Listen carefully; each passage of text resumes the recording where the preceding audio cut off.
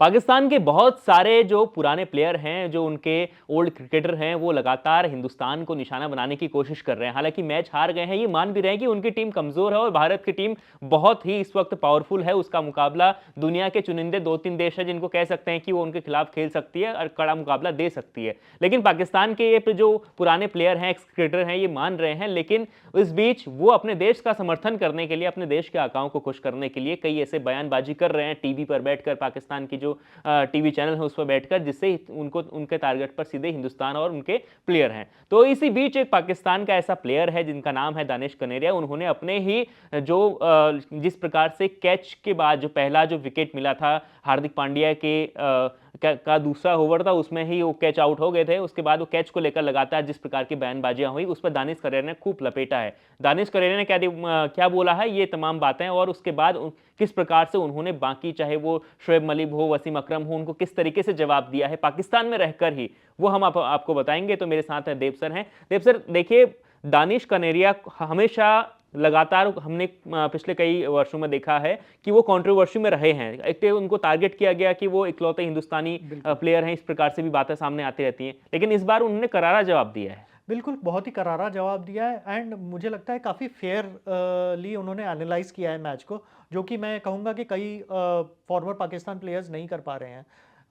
और उन्होंने बहुत ही खुल के जवाब दिया है, क्योंकि आपने भी जैसे मैच देखा होगा संडे जी। को, क्रिकेट से ज़्यादा मिसबिहेवियर जो था पाकिस्तान के प्लेयर्स का, वो सामने आया है। मतलब जिस तरह से पहले ही गेंद के बाद शाहीन अफरीदी बिहेव कर रहे थे।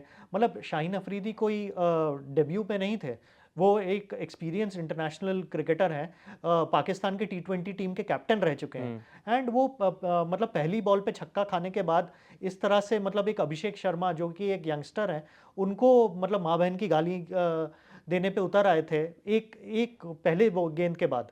मतलब उनके 171 का टारगेट क्या डिफेंड बिल्कुल। करेंगे सेकंड बॉल पे, अगर जो इस तरह की हरकतें कर रहे हैं। एंड सिर्फ शाहीन अफरीदी ने तो ये शुरुआत ही की थी, उसके बाद हैरिस रऊफ शुरू हो गए।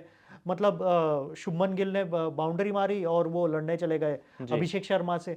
तो कुछ ऐसा माहौल लग रहा था कि वो लोग अभिषेक शर्मा जो कि एक यंगस्टर है, उनको टारगेट करके उनका मानसिक संतुलन हिलाने की कोशिश कर रहे थे। बट वो लोग ये भूल गए शायद कि अभिषेक शर्मा वर्ल्ड नंबर 1 टी20 बैटर हैं जी। और ऐसे ही नहीं बने हैं टी20 हम्म। Batter world number 1।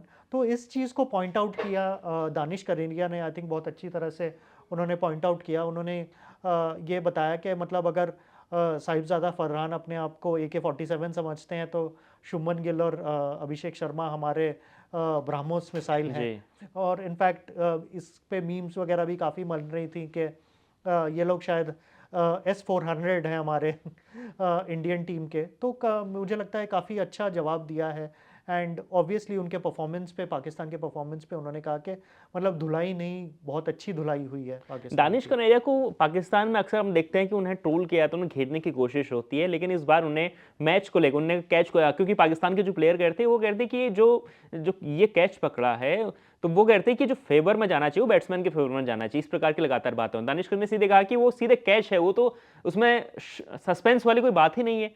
बिल्कुल, मतलब जितने रिप्लेज हमने देखे हैं, जितने रिप्लेज अंपायर को अवेलेबल थे, उसमें क्लियर था कि मतलब जो बॉल था वो संजू सैमसन के ग्लव्स के अंदर गया है।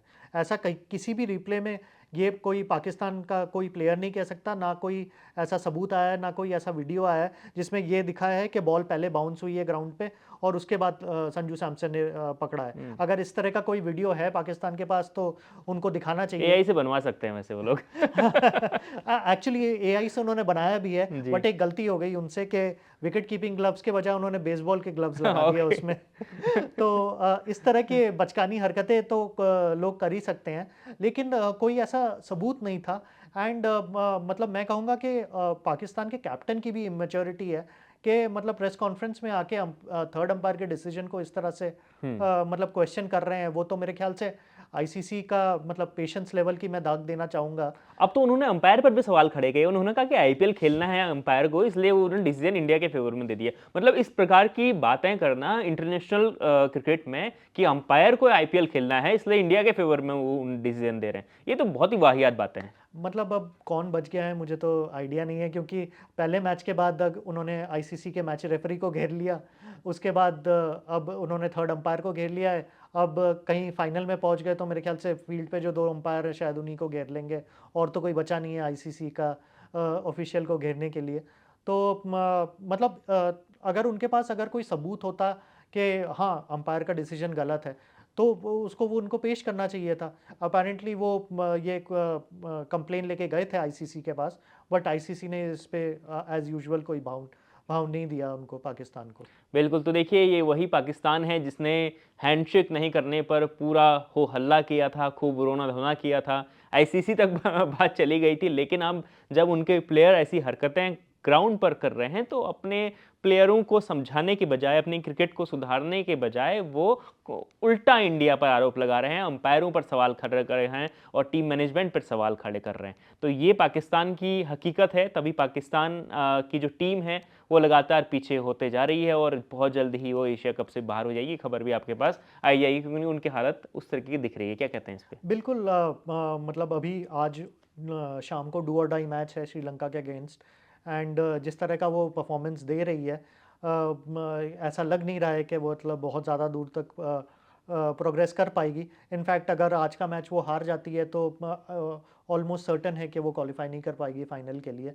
एंड एक तरह से अच्छा ही होगा, मतलब लोग कह रहे हैं कि बहुत बड़ा नुकसान होगा अगर इंडिया पाकिस्तान अगर मैच ना हो, ब्रॉडकास्टर्स को, एडवर्टाइजर्स को नुकसान होगा। मतलब 2 मैचेस खेलने के बाद और इस किस्म का मतलब वाहियात बिहेवियर देखने के बाद आई डोंट थिंक कोई भी जी। मतलब बिज़नेस को प्रायोरिटी देनी चाहिए इस टाइम पे। बिल्कुल, तो देखिए पाकिस्तान की जो हालत है वो आपके सबके बीच में है, लेकिन जिस प्रकार की बयानबाज़ियाँ उन लोगों ने की, उन लोगों के देश के पूर्व खिलाड़ियों ने की, वो बेहद ही शर्मनाक यहाँ पर हो रहा है। और जिस तरीके से उन्होंने ग्राउंड पर किया है, वो क्रिकेट के लिहाज से सही नहीं है, वो पूरी दुनिया भी जान रही है, तभी पाकिस्तान पूरी दुनिया के सामने एक्सपोज़ भी हो रहा है। लगातार आपको बताते रहेंगे कि किस प्रकार से एशिया कप के बीच में क्या किसके बीच में किस प्रकार का मुकाबला हो रहा है। लगातार बने रहिए इंडिया.com के साथ। बहुत-बहुत शुक्रिया।